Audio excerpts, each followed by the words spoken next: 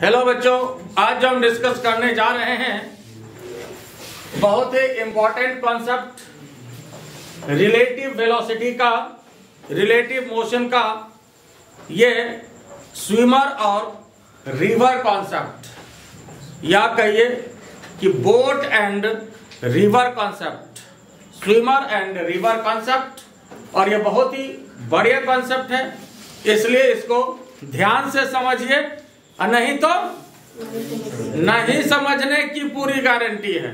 Concentration दीजिएगा तभी समझ में आएगा, इसलिए इसको ध्यान से देखिए, ठीक है। ऐसा नहीं कि गपशप करते रहिएगा तो समझ में आ जाएगा, सो बात नहीं है, ठीक है। इसलिए फुल कंसंट्रेशन दीजिए। और इस तरह का जो प्रॉब्लम होता है बहुत ही अच्छा स्तर का प्रॉब्लम होता है, इसलिए इसको ध्यान से देखिए। Concept of swimmer and river problem. तो देखिए, जैसे मान लीजिए यह जो है कोई भी रिवर है, ये एक किनारा रिवर का और यहां पर ये दूसरा किनारा रिवर का। ये एक किनारा है और इधर ये दूसरा किनारा है। और कोई भी जो स्विमर है वो मान लीजिए यहां से चलना स्टार्ट किया। सबसे पहले देखिए, यह जो स्विमर है ये यहां से चलना स्टार्ट किया और रिवर का जो वेलोसिटी है वो कितना है, u है। किसके रेस्पेक्ट में? ग्राउंड के रेस्पेक्ट में। u क्या है? Velocity of river with respect to ground. और v क्या है? Velocity of swimmer with respect to river. ये आपका v है। तो स्विमर जो है ये ऐसे मान लीजिए ये चलना स्टार्ट किया। फिर देखिए हमने क्या कहा कि u क्या है?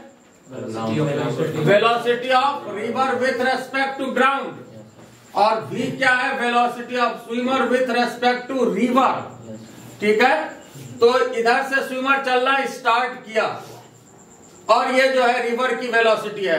तो आप ये बताइए कि अगर इसका कोई दोस्त ग्राउंड पर खड़ा है, ये तो इधर से तैरना शुरू किया, ठीक है, ऐसे।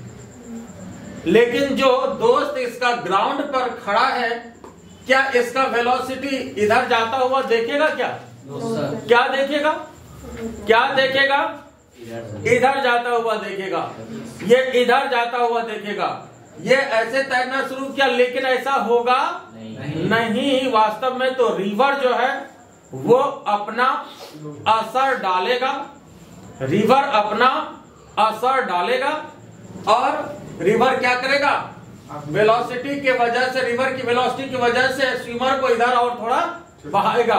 ये एक्चुअल यहाँ पर ग्राउंड पर जो खड़ा आदमी है उसको इस डायरेक्शन में जाता देखेगा। तो ओमेगा या डब्ल्यू जो कहिए, जो यहाँ पर जो ओमेगा है ये हम लोग क्या लिए हैं?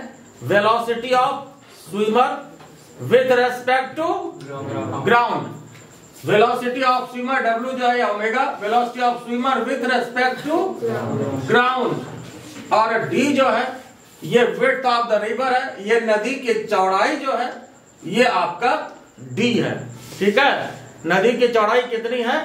D है, ठीक है। जो मानिए 50 किलोमीटर, 50 मीटर, 100 मीटर, जो मानिए, ठीक है। फिर एक बार देखिए, समझिए, हमने कहा कि स्विमर जो है ये इधर तैरना शुरू किया, नदी का वेलोसिटी इस डायरेक्शन में है। तो ग्राउंड पर जो खड़ा आदमी है क्या इसको इस डायरेक्शन में जाता हुआ देखेगा? क्या वो इधर जाता हुआ देखेगा? बात समझ रहे हो ना? वो क्या देखेगा कि ये इधर जा रहा है। और मान लेते हैं कि स्विमर जो चलना शुरू किया था, तैरना शुरू किया था, ये एंगल था थीटा। कितना था ये एंगल? थीटा, ठीक है। लेकिन ग्राउंड के रेस्पेक्ट में जो इसका दोस्त यहाँ खड़ा है वो तो इधर जाता हुआ देखेगा, ठीक है। तो ये रिजल्टेंट हुआ। ये क्या हुआ? देखिए, वेक्टर की बात करें तो W इक्वल टू क्या होता है? V प्लस यू, या omega equal to V plus u. यहाँ पर वेक्टर का कंसेप्ट, यहाँ जो है omega equal to V plus u. बोलो, इसमें कोई दिक्कत है? Omega equal to V plus u. Omega क्या है? Velocity of swimmer with respect to ground. V क्या है? Velocity of swimmer with respect to river. और यहाँ पर U क्या है? वेलोसिटी ऑफ रिवर कुछ नहीं दे यहाँ, इसका मतलब ये जो है ग्राउंड के रेस्पेक्ट में है, ये रिवर के रेस्पेक्ट में है। लिख ही दिया सबको, आई बात समझ में। अब जरा ध्यान से देखिए कि यह जो भी है इसका एंगल कितना है, किस एंगल से ये तैर रहा था, थीटा एंगल से। तो भी का कंपोनेंट हम लोग क्या ले सकते हैं, भी को कंपोनेंट के रूप में अगर हम देना चाहें भी कॉस थीटा आई दे सकते हैं, उसके बाद भी कॉस थीटा जे। बोलो इसमें कोई दिक्कत है, v cos थीटा इधर, सॉरी ये sine, v cos theta i और v sin theta j, theta के तरफ cos होता है और इधर j। बोलो कोई दिक्कत, v cos theta i plus v sin theta j, इधर आपका cos और इधर आपका sin। बोलो कोई तकलीफ है इसमें, ये समझ गए। तो अब यहाँ पर देखिए कंपोनेंट तो समझ रहे हैं, ये बेसिक चीज है वेक्टर का। जिधर थीटा होता है उधर क्या कर लेते हैं हम लोग, कॉस मारते हैं और दूसरे तरफ साइन ले लेते हैं। कहीं भी जैसे वेलोसिटी वेक्टर हो या जो भी वेक्टर हो, फोर्स वेक्टर हो, इधर क्या लेते हैं हम लोग, कॉस लेते हैं और दूसरे तरफ इधर साइन ले लेते हैं। फोर्स की बात करें, वेलोसिटी की बात करें, जिसकी भी बात करें, और इधर इस डायरेक्शन में आई लगाते हैं और इधर क्या लगाते हैं, ये लगाते हैं। ये आपको तो पता है, ठीक है। तो v cos theta i plus v sin theta j, और ऐसा करते हैं, इसका वैल्यू जो है हम लोग इसमें पुट करेंगे, और ओमेगा जो है इसको भी हम लोग मान लेते हैं वेक्टर फॉर्म में, omega x i plus omega y j। किसी भी वेक्टर को, जैसे मान लीजिए कोई भी वेक्टर है, वेक्टर a, तो ऐसा तो लिख ही सकते हैं ना हम लोग, axi प्लस ay j। कोई भी वेक्टर है वेक्टर b, तो ऐसा तो लिख ही सकते हैं ना, bxi प्लस by j। तो उसी तरह से यहाँ कोई भी ये जो है ओमेगा वेक्टर है या w वेक्टर है, तो इसको ऐसा लिखा जा सकता है wxi प्लस wy j। कोई तकलीफ इसमें। तो अब यहाँ पर देखिए इस दोनों का जो वैल्यू है इसको हम फर्स्ट में बैठाएंगे, और u जो है ये किसका वेलोसिटी है साहब, ये जो है रिवर का। तो रिवर किस डायरेक्शन में फ्लो हो रही है, इस डायरेक्शन में, x डायरेक्शन में। तो इसके साथ क्या जुटना चाहिए, i की j, ये तो ऑटोमेटिकली x डायरेक्शन में ही है, तो इसमें क्या जुटना चाहिए, i जुटना चाहिए। बात समझ में आ रहा है, ठीक बात है, बोलते चलिए।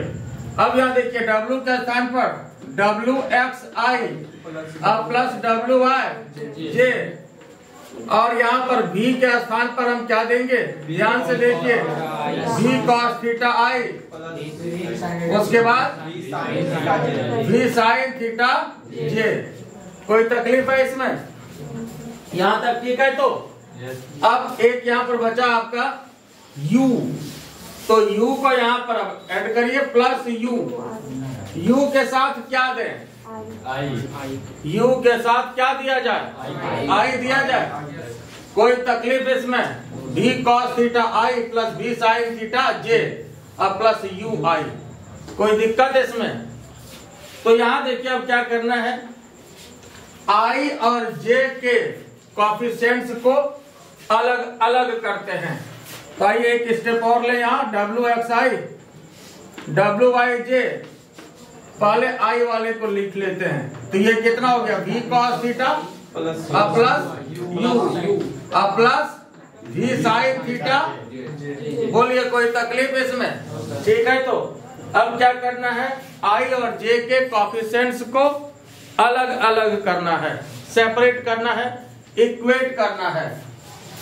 equating the coefficients of i and j, i और j के कोएफिशिएंट्स को क्या करना है साहब, इक्वेट करना है। तो जरा ध्यान से देखिए कि यहाँ पर i वाला फैक्टर क्या है, ओमेगा x है, ठीक है, और यहाँ पर जो i वाला फैक्टर है ये क्या है, v cos थीटा प्लस। कोई तकलीफ इसमें, क्लियर है। तो इसका मतलब है ये ओमेगा x या wx जो कहिए, ये कितने के बराबर है, v cos theta plus u के। क्लियर, कोई दिक्कत इसमें। तो इसको ऊपर हम लिख रहे हैं, ऊपर तो आपका लिखा हुआ है ना, ठीक है। ऊपर यहाँ पर देखिए जरा ध्यान से, तो यहाँ पर जो है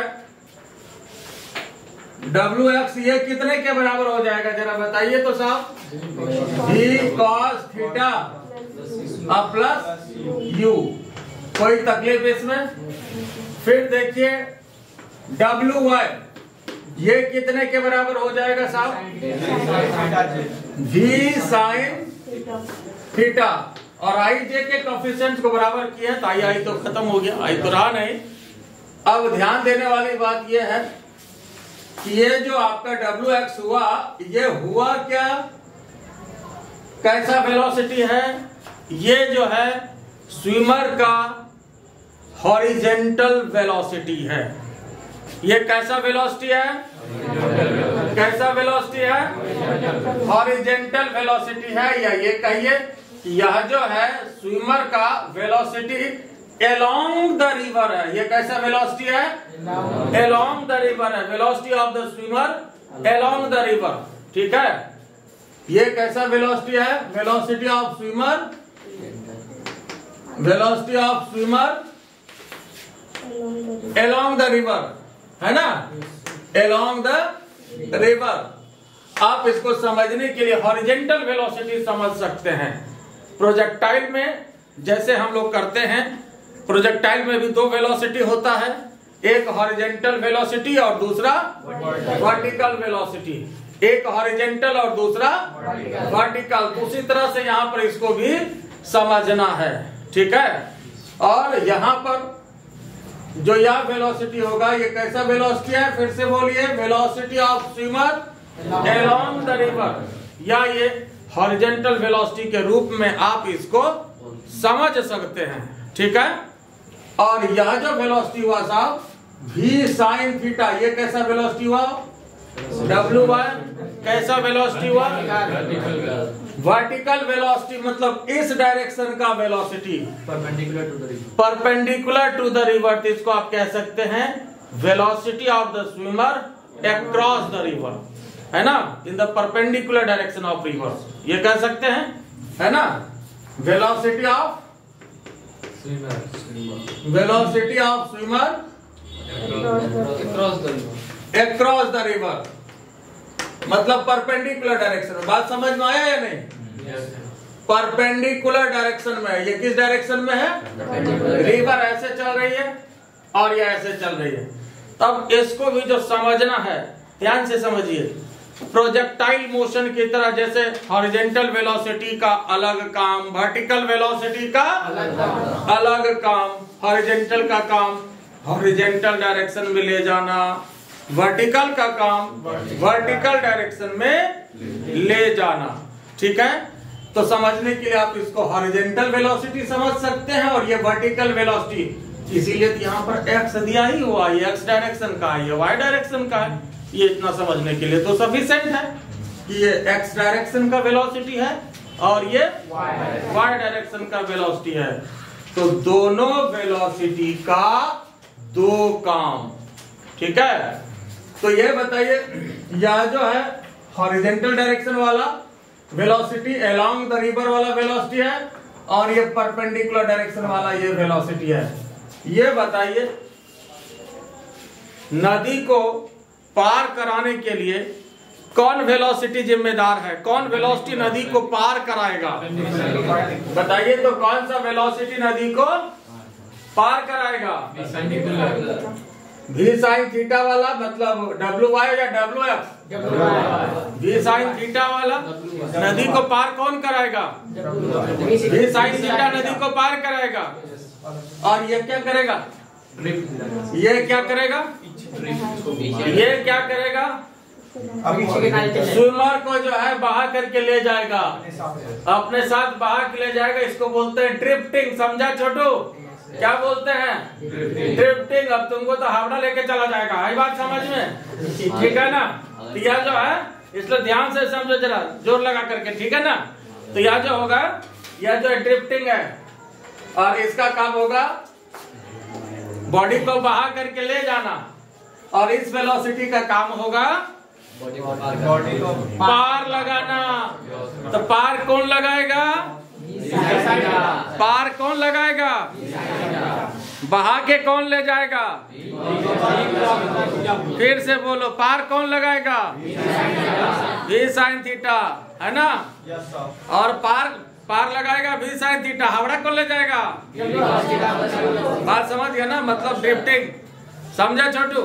ठीक है ना? तो यहाँ पर जो है v cos theta plus u, ये जो है ड्रिफ्ट कराएगा, फ्लो कराएगा नदी के डायरेक्शन में। ठीक है ना? बात समझ में आया या नहीं? तो अब देखो, इसमें कई तरह का क्वेश्चन बनता है, कई क्वेश्चन बनता है, जरा समझ लो। पहले सबसे पहला क्वेश्चन बनता है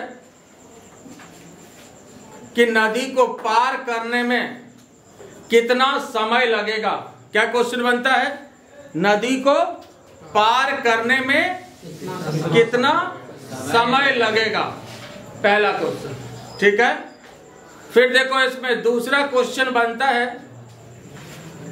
कि नदी को पार करने में कम से कम समय कितना लगेगा, कम से कम समय कितना लगेगा, मिनिमम टाइम, है ना, नदी को पार करने में, टू क्रॉस द रिवर।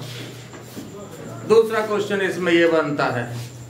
फिर देखो, तीसरा क्वेश्चन बनता है कि हॉरिजेंटल ड्रिफ्ट क्या होगा। हॉरिजेंटल ड्रिफ्ट हुआ क्या? जैसे मान लो कि यहाँ से स्विमर तैरना शुरू किया, मान लो छोटू यहाँ से तैरना शुरू किया और निकला जाकर के यहाँ पर ये छोटू ऐसे निकल गया, छोटा, ठीक है, यहाँ पर निकल गया। बात समझा? तो इसमें जो हॉरिजेंटल ड्रिफ्ट होगा ये कितना होगा? ये इतना होगा। ये जो x यहाँ से यहाँ तक का जो डिस्टेंस है ना साहब, ये कैसा ये क्या होगा? हॉरिजेंटल ड्रिफ्ट होगा। हालांकि हॉरिजेंटल डिस्टेंस का वर्ड है, लेकिन इसी को क्या बोलते हैं? ड्रिफ्ट बोलते हैं, हॉरिजेंटल ड्रिफ्ट बोलते हैं। क्या बोलते हैं? क्या बोलते हैं? हॉरिजेंटल ड्रिफ्ट बोलते हैं। ठीक है? तो कितना कहां पर निकलेगा, कितना हॉरिजेंटल डिस्टेंस कवर करेगा, इसको बोलते हैं हॉरिजेंटल ड्रिफ्ट। क्या बोलते हैं? Horizontal drift. ठीक बात है। अब फिर देखो, इसमें जो नेक्स्ट क्वेश्चन बनता है वो ये बनता है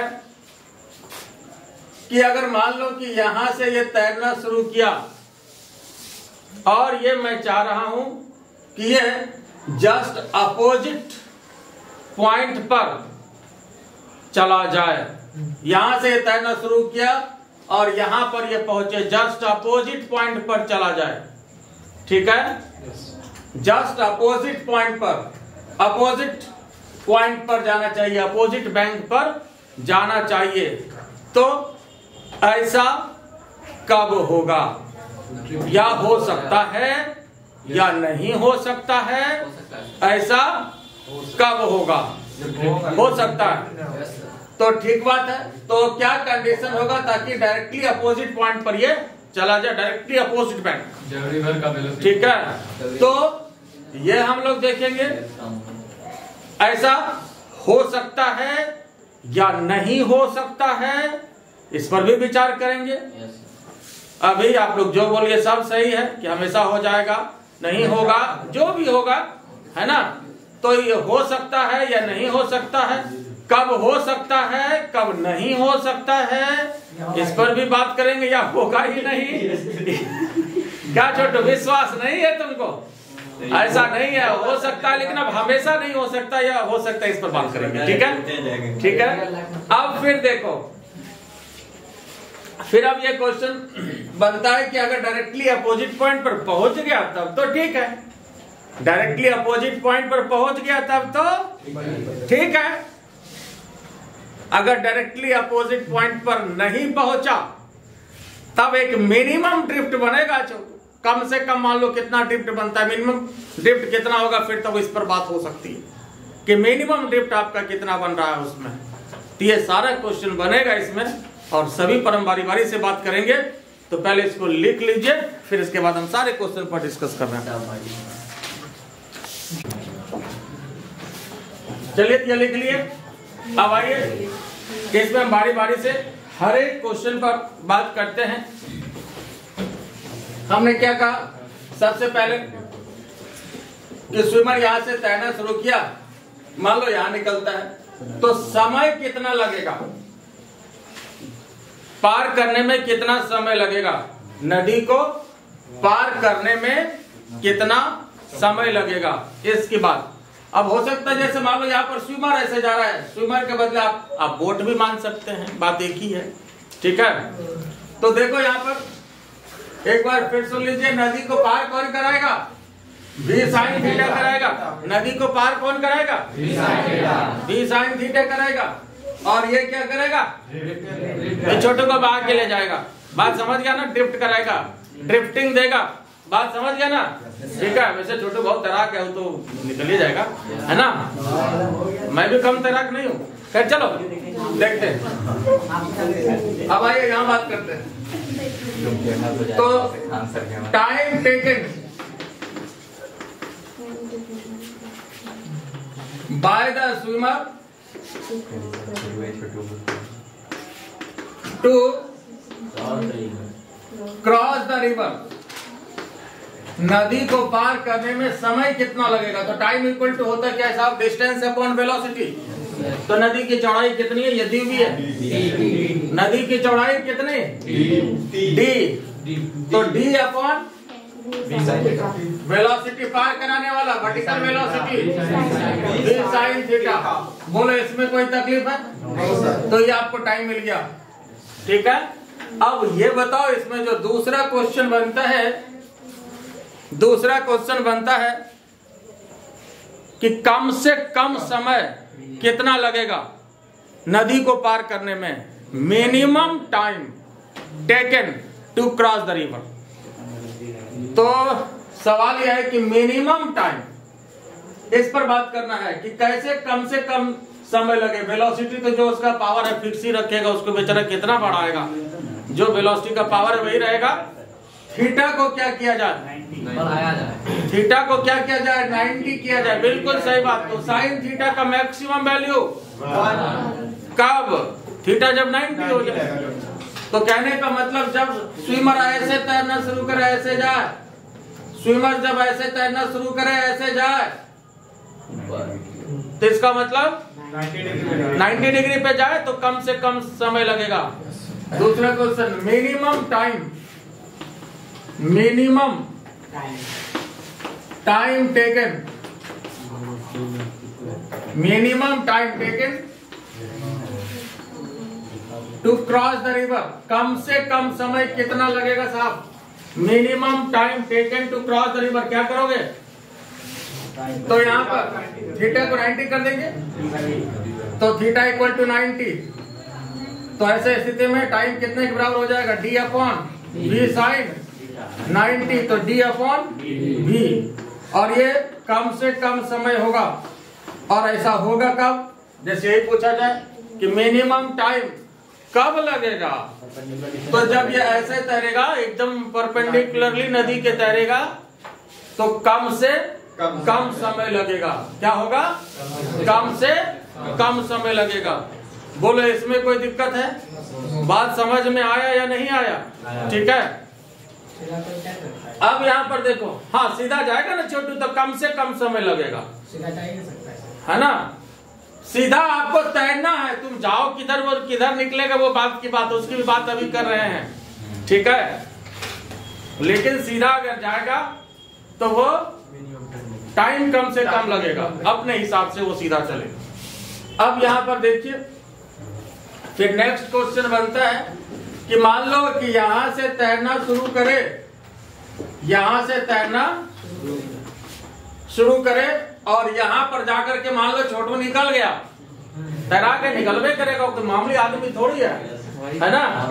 मान लो यहाँ पर आकर के निकल गया, हमने कहा कि यह जो डिस्टेंस कवर होता है इसको क्या बोलते हैं, क्या बोलते हैं, हॉरिजॉन्टल ड्रिफ्ट कहा जाता है। तो आखिर हॉरिजॉन्टल ड्रिफ्ट होगा कितना, इसकी बात होगी, ठीक है, कि हॉरिजॉन्टल ड्रिफ्ट कितना होगा। तो देखिए साहब, और हॉरिजॉन्टल ड्रिफ्ट,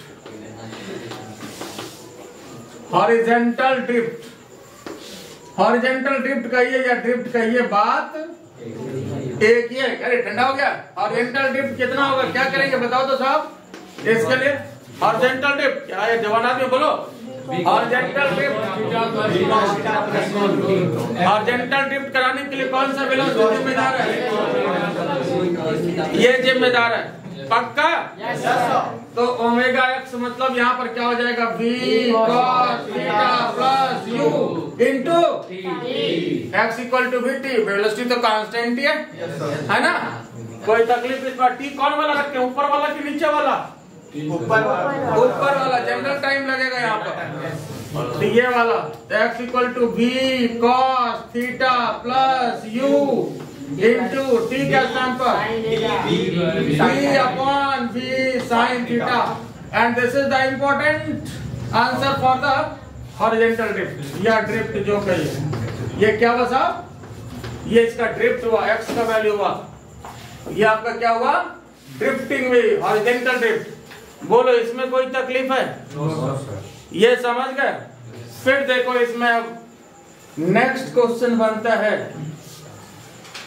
कि अगर स्विमर चाहे, मान लो छोटू चाहे कि यहां से तैरे और यहां पर जाकर के निकले, condition to reach the directly opposite point, condition to reach the directly opposite point, directly opposite point पर पहुंचने का क्या कंडीशन होगा? तो ये आपका x का वैल्यू है, पहले तो ये x है, लेकिन कह रहे हैं कि मान लो कि यहां से तैरना शुरू करे और यहां पर जाकर के निकल जाए, ठीक है, डायरेक्टली अपोजिट पॉइंट पर पहुंचने का क्या कंडीशन होगा? अच्छा पहले ये बताओ, अकॉर्डिंग टू कॉमन सेंस अगर ऐसे तैरना शुरू करेगा तो अपोजिट पॉइंट पर निकलेगा क्या? ऐसे अगर तैरना शुरू करे तो क्या अपोजिट पॉइंट पर निकलेगा क्या? नहीं निकलेगा ना, पक्का? क्या लग रहा है अंदाज, तो कैसे तैरने से निकलेगा? क्या ऐसे तैरने से निकलेगा? ऐसे, हाँ ये बात सही, ये तो कॉमन सेंस के अनुसार भी लग रहा है। क्या ऐसे तैरने से तो नहीं निकलेगा, इसलिए कि नदी का फ्लो इस पर आएगा, तो ऐसे तैरने से काम नहीं होगा। और नदी अस्थिर रहे तो अलग बात है, नदी अस्थिर रहे तो हम क्वेश्चन नहीं देंगे ये बोला, ठीक है ना? आई बात समझ में है ना, नदी अस्थिर रहेगा तो क्वेश्चन तुमको क्यों मिलेगा, है ना? आई बात समझ में? तो ये बात तो अकॉर्डिंग टू कॉमन सेंस भी समझ में आ रहा है कि इसको कैसे तैरना होगा, तो ऐसे तैरना होगा, समझ में आ रहा है? ऐसे। अब वही बात देखो, ये बात ये प्रूफ करेगा कि अगर ऐसे तैरेगा तभी ऐसा होगा, ठीक है? तो ये ऊपर लिख लिया ये वाला, अच्छा ठीक है, पहले इसको लिख लीजिए फिर हम बात करें।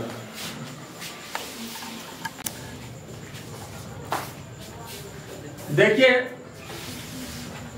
इसमें जो नेक्स्ट क्वेश्चन है, हमने क्या कहा कि स्विमर जो है यहां से चलना शुरू करे और हम चाहते हैं कि यहां पर जाकर के ये पहुंच जाए, condition to reach the directly opposite point, directly opposite point पर पहुंचने का क्या कंडीशन होगा?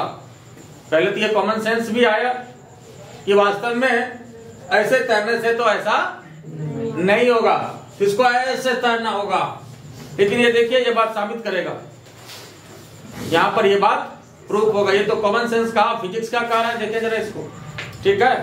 तो condition to reach the directly opposite point, condition to reach the directly opposite point, directly opposite point पर पहुंचने का क्या कंडीशन होगा? Condition to reach the directly opposite point. तो ये देखो यहां से ये तैरना शुरू करे छोटू और यहां पर पहुंच जाए, ठीक है? तो इसका मतलब सिंपली आप ये कह सकते हो कि x का वैल्यू क्या हो जाना चाहिए, 0 हो जाना चाहिए। नहीं, यहां से जब हम लोग यहां तक की बात कर रहे हैं, अगर x 0 हो जाए तो ऐसा हो जाएगा, x क्या हो जाना चाहिए, 0 हो जाना चाहिए। तो यहाँ पर चलिए जो हॉरिजॉन्टल ड्रिफ्ट का फॉर्मूला आपके पास यहाँ पर है, अभी सामने है, x को क्या करना है, 0 कर देना है। तो आइए x को क्या करेंगे साहब, तो x यहाँ पर कितना है बोलिए तो ठीक है, जीरो यहाँ है कितना, पहले इसको तो बोलो। v cos थीटा प्लस सस्ता रास्ता ये लोग अपना लेता है अपॉन v sin थीटा बराबर क्या, जीरो। पक्का? Yes sir. इसको उधर भेजोगे तो भी v cos theta plus u equal to, ये इधर चला गया तो जीरो हो गया ना। फिर कहोगे डी कहाँ गया, डी इधर डिवाइड कर दो, फिर भी जीरो हो गया, कोई तकलीफ तो नहीं, ठीक बात। तो v cos theta plus u equal to zero, तो v cos theta equal to minus u, तो cos theta equal to minus u upon, तो theta equal to cos inverse minus u upon v। तो ये minus में दिया यहाँ cos inverse minus u upon v, ये दे रहा है। इसका मतलब माइनस में cos तभी आता है जब एंगल 90 से ज्यादा हो। 90 से कम में cos में माइनस तो आता ही नहीं है, आता है क्या? हाँ, आता कब है, जब 90 से ज्यादा हो। जैसे cos 120 कितना, cos 120 कितना, माइनस हाफ है ना, माइनस 1/2। तो ये माइनस आ रहा है। अब जरा इसको थोड़ा देखिए, प्रैक्टिकल तौर पर जरा समझिए इसको, थोड़ा सा इधर देखिए। ये तो लिखा हुआ है ना आपके पास? Yes sir. जैसे मान लो अगर यहाँ पर हम u दे दें, ये समझाने के लिए दे रहे हैं, लिखना नहीं है। u मान लो अगर हम दे दें 2 मीटर पर सेकेंड है और v दे दें 4 मीटर पर सेकेंड है। u 2 दे दें और v क्या दे दें, 4 दे दें। ठीक है, u क्या दे दें, 2 दे दें, v 4 दे दें। u किसका वेलोसिटी हुआ, नदी का, है ना? और v किसका हुआ, स्विमर का, रिवर का u, स्विमर का। यहाँ पर ये v है, तो ये u दिया और ये v दिया, तो यहाँ 2 दिया, ये 4 दिया, तो क्या हो जाएगा इसका cos inverse minus half. cos inverse minus half मतलब कितना डिग्री, इसका मतलब 120। बात समझ में आया, समझ में आया या नहीं आया? ठीक है, तो इसका मतलब 120 डिग्री पर मतलब छोटू को ऐसे तैरना होगा। बात समझ में आया? समझा कि छोटू तैराना पड़ेगा रे, समझ गया ना? अच्छा ठीक है, तो छोटू को ऐसे तैरना होगा। ठीक है, तो बात समझ में आया? ठीक है, तो ऐसे तैरेगा तब जाकर के यहाँ पर ये निकलेगा। बात समझ गया? ठीक है, यहाँ पर ऐसे तैरेगा तब जाकर के, जैसे यहाँ से तैरेगा थोड़ा थोड़ा इधर दबते जाएगा, दबते जाएगा, दबते जाएगा, नदी इसको थोड़ा सा डालेगा और धीरे धीरे यहाँ पर आकर के ये फिर निकल जाएगा। बात समझ में आया या नहीं? अच्छा, अब ये बताओ, तो अगर ऐसे तैरेगा तो यहाँ पर अपोजिट पॉइंट पर तो निकल जाएगा, ये बात तो ठीक है, ठीक बात। अच्छा, अब ये बताओ, क्या ये हमेशा पहुंच सकता है अपोजिट पॉइंट पे या नहीं भी पहुंच सकता? नहीं भी पहुंच सकता है, पक्का? कब नहीं पहुंच सकता है? हाँ, वाह, वेरी गुड। अगर रिवर का वेलोसिटी ज्यादा हो जाए या कम होने से तो पहुंच जाएगा। रिवर का ज्यादा हो और आदमी का वेलोसिटी, छोटू का कम हो, आदमी का वेलोसिटी ये यही कम हो जाए, ये ज्यादा हो जाए। ऊपर ज्यादा, नीचे कम, मतलब रिवर का ज्यादा। मान लो यही उल्टा कर दे, अब ये मान लो 4 दे दे और इसको कर दे 2। देखो तो जरा, u 4 दे दे, v 2 दे दे, तो क्या हो जाएगा, -4/2 cos इनवर्स -2। इसका मतलब cos इनवर्स -2, इसका मतलब साहब cos में -2 वैल्यू पॉसिबल नहीं है ना? -2 वैल्यू पॉसिबल, ये इम्पॉसिबल है, इसलिए इसका पहुंचना भी इम्पॉसिबल है। बात समझ गए? तो अगर u ज्यादा हो जाएगा, नदी आपसे ज्यादा ताकतवर है, तब ऐसा संभव नहीं है। आप ताकतवर हैं अगर आप करेंगे तब हम भी छोटू उतना ताकतवर नहीं है ना? तुम सीरियसली ले लिया बात को, ऐसा नहीं है। हम भी उतना ताकतवर नहीं है। बस तैर सकते हैं, लेकिन ऐसा नहीं है कि इस कंडीशन को हम फुलफिल कर दें, ये पॉसिबल। हम भी ऐसे ही तैरने पर पहुंच सकते हैं, ठीक है? फिजिक्स वाला फिजिक्स को फेल करे, ये संभव कैसे हो सकता है कि नहीं? फिजिक्स के आदमी है, फिजिक्स को तो बरकरार रखना है, ठीक है? नहीं तो फिर फिजिक्स गड़बड़ा जाएगा। रोजी रोटी में गरीब आदमी है, मेरा फिजिक्स सही चल रहा है, ठीक है, इसलिए उसको तो काटेंगे नहीं। चलिए, ठीक है, बात समझ गया ना? तो चलिए आप इसके बाद समझ गए ये कब संभव है, कब संभव नहीं है, ठीक है? तो अब यहां पर देखो, ये तो समझे। अब अगर डायरेक्टली अपोजिट पॉइंट पर अगर नहीं पहुंचता है, अगर डायरेक्टली अपोजिट पॉइंट पर नहीं पहुंचता है, तो वैसे स्थिति में अब मिनिमम ड्रिफ्ट का कंडीशन बनेगा। क्या बनेगा? मिनिमम ड्रिफ्ट का कंडीशन बनेगा। Condition for minimum drift. अगर अपोजिट पॉइंट पे पहुंच गया तब तो बहुत अच्छी बात, तब तो मिनिमम वही हो गया, जीरो ड्रिफ्ट हो गया उसका। अगर अपोजिट पॉइंट पे पहुंच गया तब तो मिनिमम ड्रिफ्ट हो गया, लेकिन नहीं पहुंचा तब मिनिमम ड्रिफ्ट का क्वेश्चन बनेगा कि क्या उसका मिनिमम ड्रिफ्ट होगा, कम से कम कितना ड्रिफ्ट होगा। तो ऐसा तब होगा जबकि नदी ज्यादा ताकतवर हो जाए। आई बात समझ में? नदी ज्यादा ताकतवर हो जाए। अगर मान लो कि छोटू ज्यादा ताकतवर है, तब तो कोई बात नहीं, तब तो डायरेक्टली अपोजिट पॉइंट पे पहुंच गया, एक्स जीरो हो गया, ड्रिफ्ट जीरो हो गया, तब तो कोई बात नहीं। नहीं है तब मिनिमम ड्रिफ्ट का क्वेश्चन बनेगा। What will be the minimum drift? इसको बोलते हैं कंडीशन फॉर मिनिमम ड्रिफ्ट। क्या मिनिमम ड्रिफ्ट का कंडीशन होगा, फिर ये निकालना होगा। तो आइए बात करें कंडीशन फॉर मिनिमम ड्रिफ्ट। ये तो आपका लिखा हुआ है कंडीशन फॉर मिनिमम ड्रिफ्ट। जरा ध्यान से समझिए, बहुत बेहतरीन क्वेश्चन है। Condition for minimum drift, condition for minimum drift. देखो साहब, अगर कहीं भी मिनिमम की बात करते हैं, अगर हम मिनिमम की बात करते हैं, कम से कम, तब यहां पर एक मैथमेटिक्स लगता है। जब भी मैक्सिमम या मिनिमम की बात करते हैं, मैक्सिमम या मिनिमा की बात करते हैं, तो उसको डिफरेंशिएट करके जीरो किया जाता है। क्या किया जाता है? डिफरेंशिएट करके जीरो किया जाता है। तो अब x को क्या करेंगे? डिफरेंशिएट करके जीरो करेंगे, है ना? तो यहां पर क्या करेंगे? डी dx किसको डिफरेंशिएट करेंगे? अब यहाँ x को डिफरेंशिएट करेंगे, ठीक है? x यहां पर है क्या साहब? v cos theta plus u।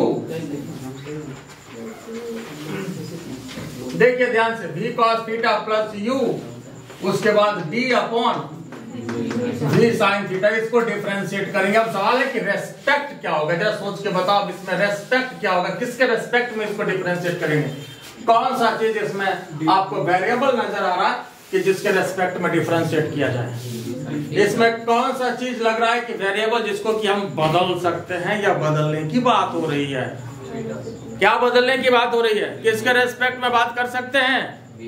तो यहाँ पर किसके रेस्पेक्ट में बात कर सकते हैं? किसके रेस्पेक्ट में बात कर रहे हैं? थीटा के रेस्पेक्ट में बात कर रहे हैं, इसलिए कि आप एंगल चेंज कर सकते हैं। यूं तो जो भी आपका फिक्स है, भी जो भी है फिक्स है, तो थीटा के रेस्पेक्ट में इसको डिफरेंशिएट करना साहब, और डिफरेंशिएट करके करना क्या है? जीरो करना है। डिफरेंशिएट करके क्या करना है? जीरो करना है। तो साहब जरा देखिए, तो ध्यान से देखिए। अब यहां देखो साहब, इसको पहले डिवाइड कर लेते हैं। v cos थीटा, नीचे यहां पर v sin थीटा। ध्यान से समझिए, अगर ये बढ़िया से समझ गए तो पूरा फिजिक्स आपके क्लच में है ना। इसलिए बढ़िया कॉन्सेप्ट है, ये एक लेवलिंग है फिजिक्स का, इससे ज्यादा लेवल का फिजिक्स नहीं है इन जनरल आपकी रेंज में। इसलिए ध्यान से देखिए, v cos theta upon v sin theta. उसके बाद साहब ये क्या हो गया, u upon v sin theta. d को तो इधर सीधा लेते जाइए, बात खत्म हो जाएगा। d से मतलब रहेगा क्या, d को इधर लेते जाइए, बाकी v cos थीटा में v sin थीटा को डिवाइड किया और यहाँ u में भी v sin थीटा को डिवाइड किया। बोलो कोई तकलीफ इसमें, ठीक बात है।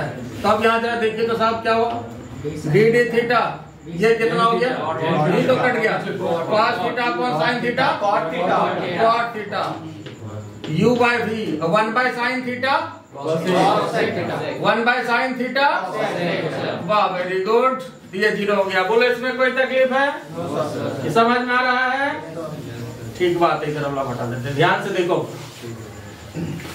तो यहाँ जो है अब इसको जरा अलग अलग कर देते हैं, D D theta of cot theta और D D theta of U by V कोई बाहर निकालें। अच्छा चलो अगला स्टेप में निकालेंगे, अभी चलने दीजिए। कोसेक थीटा बराबर 0। बोलो कोई तकलीफ है, ये समझ गए, ठीक बात है। तो ये बताओ कॉट थीटा का डिफरेंशिएशन क्या होता है साहब, माइनस कॉट थीटा का माइनस कोसेक स्क्वायर थीटा, ठीक बात है। u बाय v और कोसेक थीटा का डिफरेंशिएशन कितना साहब, माइनस कोसेक थीटा इंटू यही ना, इक्वल टू। अब समझ में आया क्यों रटवाए थे, कॉट थीटा का differentiation minus cosec square theta और कोसेक थीटा का differentiation minus cosec theta into. कोई तकलीफ इसमें, अब आइए माइनस कोसेक स्क्वायर थीटा, ये भी माइनस हो गया, minus u by v cosec theta into बराबर क्या, कोई तकलीफ इसमें। अब इसको जो है इधर लिख देते हैं, आइए इसको ऊपर लिख रहे हैं, ध्यान से देखिए। तो यहाँ पर इसको इधर कर लीजिए तो साहब ये पहले क्या हो गया देखिए तो, minus cosec square theta equal to minus u upon v u upon v, ठीक है ना, प्लस u अपॉन v, ठीक है। उसके बाद कोसेक थीटा इंटू, कोई तकलीफ इसमें। अब ये कोसेक एक काट दे यहाँ से, एक स्क्वायर से कट जाएगा ना, तो यहाँ क्या बच गया, cosec theta u by v और ये कॉट थीटा। कोई तकलीफ इसमें, तो माइनस कोसेक थीटा को क्या लिख सकते हैं, 1 बाय साइन थीटा कर दें, कोई तकलीफ तो नहीं, ठीक बात है। तो u बाय v और कॉट थीटा को क्या लिखेंगे, कॉस थीटा अपॉन, कोई तकलीफ तो नहीं, साइन थीटा को हटा दें, तो ये साइन थीटा तो गया, चला गया। -1 नीचे यहाँ कितना हो गया साहब, u by v cos theta, तो cos theta equal to minus v by u, तो theta equal to cos inverse minus v by u। अब जरा देखिए तो क्या इसमें फर्क आया, वहां पर कॉस थीटा कितना आया था, माइनस u बाय v, यहाँ क्या आया, माइनस v बाय u, उलट गया, बड़ी बात है। तो वहां ये थोड़ा फर्क आया और इसी के लिए इतना काम हम लोग किए। वहां पर कॉस इनवर्स कितना आ रहा था, कॉस थीटा का वैल्यू आ रहा था माइनस u बाय v, और यहाँ कितना आ गया, cos theta minus v by u। तब कहना चाह रहा है कि अगर डायरेक्टली अपोजिट पॉइंट पर नहीं पहुंच सके तब मिनिमम ड्रिफ्ट तो होगा ही, और मिनिमम ड्रिफ्ट के लिए आप क्या करिए, तब कॉस थीटा का वैल्यू जो है उसको माइनस v बाय u कर लीजिए। बात समझ रहे हो, कहने का मतलब हमने क्या कहा था आपको कि अगर u हो 2 मीटर पर सेकेंड और v हो 4 मीटर पर सेकेंड, तब तो डायरेक्टली अपोजिट पॉइंट पर पहुंच ही रहा था। लेकिन यहाँ पर अगर इसको 4 कर दें और इसको v कर दें, ये 4 कर दें, इसको 2 कर दें, तो अब ये कह रहे हैं कि इसको v बाय u ही कर लीजिए ना। -2 बाय यहाँ कितना हो जाएगा 4 हो जाएगा। देखो तो ये भी आपका 2 हो गया और ये 4 हो गया तो -1/2 तो कह रहे cos थीटा का वैल्यू जो है ना फिर आप -v/u करके अब उसमें पुट कर लीजिए। पहले तो ये कंडीशन हुआ cos थीटा का वैल्यू इतना आया, थीटा का वैल्यू इतना आया। अब ये कंडीशन हुआ मिनिमम ड्रिफ्ट का। अब इसमें लास्ट क्वेश्चन बनता है कि मिनिमम ड्रिफ्ट होगा कितना, मिनिमम ड्रिफ्ट होगा कितना। ये तो थीटा वाली बात हो गई। तो क्या करेंगे हम लोग इसके लिए, मिनिमम ड्रिफ्ट कितना होगा तो यह जो मिनिमम ड्रिफ्ट वाला जो फॉर्मूला था हमारे पास x का, उसमें क्या करेंगे cos थीटा का ये वैल्यू पुट कर देंगे तो मिनिमम ड्रिफ्ट आ जाएगा और ये आपका फाइनल क्वेश्चन होगा। तो पहले इसको लिख लीजिए, तो मैं साइड हो रहा हूं, फिर हम फाइनल क्वेश्चन इसका हम डिस्कस कर रहे हैं। अब देखिए इसका जो फाइनल क्वेश्चन है इसको देख लीजिए। फाइनल क्वेश्चन इसका कि मिनिमम ड्रिफ्ट होगा कितना। ये तो हम लोग देखें कि cos थीटा कितना हो जाएगा -v/u।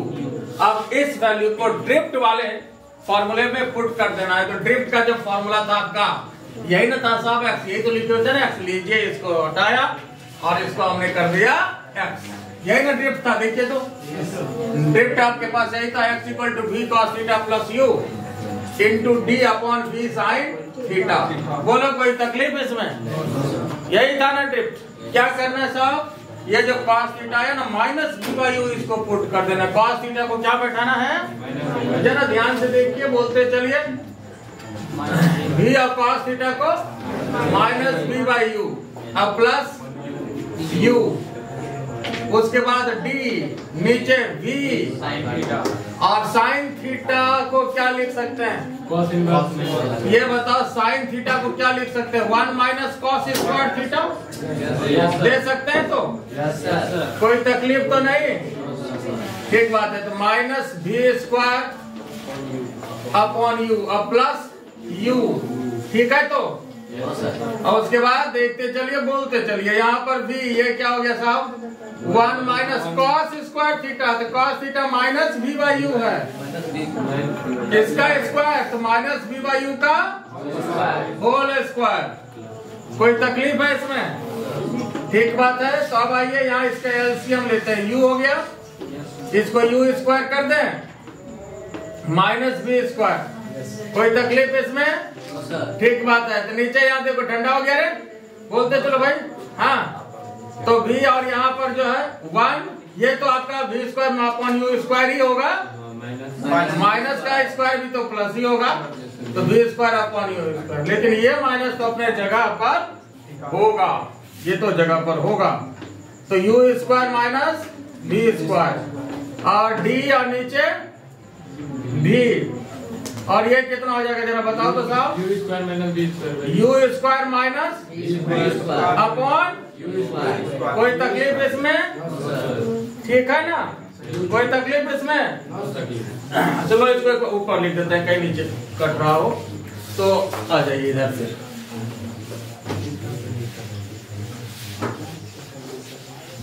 तो देखिए साहब,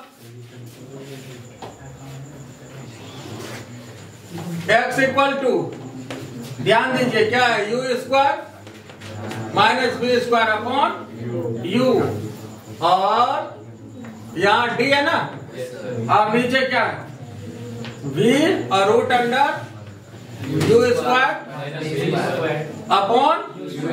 u²।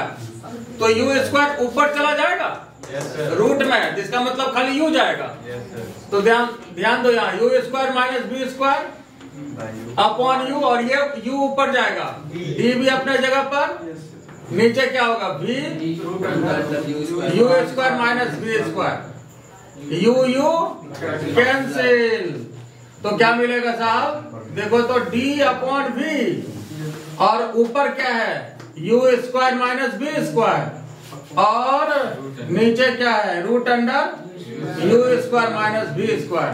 बोलो कोई तकलीफ इसमें, समझ गए। तो d/v और ऊपर u² - v² और नीचे √u² - v², इसका मतलब ऊपर रूट जैसे x अपॉन रूट एक्स क्या लिखते हैं? x अपॉन रूट एक्स, ये x अपॉन रूट एक्स, तो रूट एक्स, तो ये आप रूट एक्स दे दीजिए, मतलब root u square minus b square. आई बात समझ में? नहीं समझे? अरे जैसे u square minus b square, जैसे क्या लिखते हो? जैसे a अपॉन रूट a, तो रूट a लिखते हो ना, a को root a into root a upon root a, ये कट हो गया तो रूट a हुआ। उसी तरह से ये a नीचे रूट a, और यही इसका फाइनल टारगेट था। ये आपका मिनिमम ड्रिफ्ट हुआ। ये कैसा ड्रिफ्ट हुआ साहब? मिनिमम ड्रिफ्ट हुआ। बोलो इसमें कोई दिक्कत है? बात समझ में आ गया? ये क्लियर हो गया? तो अगर ये आपको अच्छा लगा हो, फायदा हुआ हो, तो कमेंट सेक्शन में जाकर के जरूर बताइएगा कि लेक्चर आपको कैसा लगा, ताकि हम और अच्छा वीडियो आपके लिए प्रोवाइड करते रहें। Thank you very much.